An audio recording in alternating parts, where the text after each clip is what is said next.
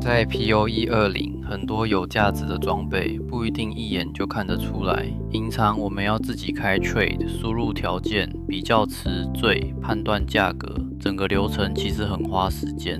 而且有些便宜好物，等你看到的时候，可能已经被其他玩家买走了。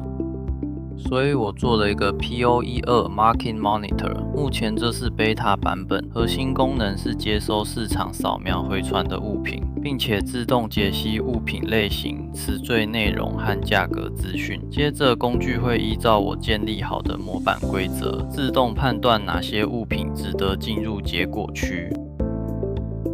按下监控后，工具会开始接收扫描来源回传的市场物品。这里的重点不是单次查价，而是让工具在背景持续接收新的市场资料。每一件物品回来后，系统会先整理它的基本资讯，例如物品类型、价格、词缀内容和稀有度，准备进入后面的自动判断流程。接着是模板匹配。目前工具的模板逻辑不是要我手动指定这件物品属于哪个模板，而是物品进来后，系统会自动拿它去跟所有模板规则比对。例如一件鞋子如果有移动速度、生命或抗性，它就可能命中移动速度、鞋子或抗性装备模板。如果一件装备词缀还没满，但保留了制作空间，也可能被判断成半成品底材。所以模板在这里不是单纯分类，而是一套自动判断市场价值的规则。工具不只是把物品列出来，也会帮每件物品做价值评分。评分会根据词缀内容、词缀 tier、物品稀有度以及它是否还有制作空间来判断。像生命、抗性、移动速度、攻速这类高需求词缀会提高分数。如果物品有太多无用词缀，占用了前缀或后缀位置，分数就会被拉低。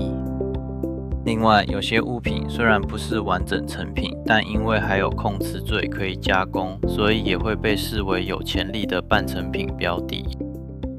当我看到分数不错的标的，可以点开查看详细资讯。工具会显示这件物品的主要资料、命中的模板以及目前判断出的价值原因。如果我想进一步确认，也可以快速开启对应的 trade 画面，回到官方市集查看实际价格和状态。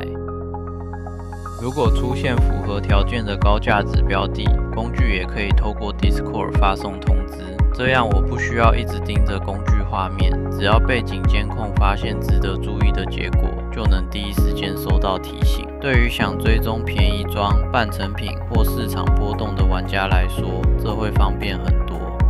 目前 PO12 Market Monitor 还是 Beta 版本，后续我会继续优化模板规则、评分逻辑、半成品判断以及更多市场分析功能。之后我也会把这套工具实际用在 PO12 装备筛选和市场观察影片里。如果你对 PO12 市场工具、装备判断或后续 Beta 测试有兴趣，也可以追踪接下来的更新。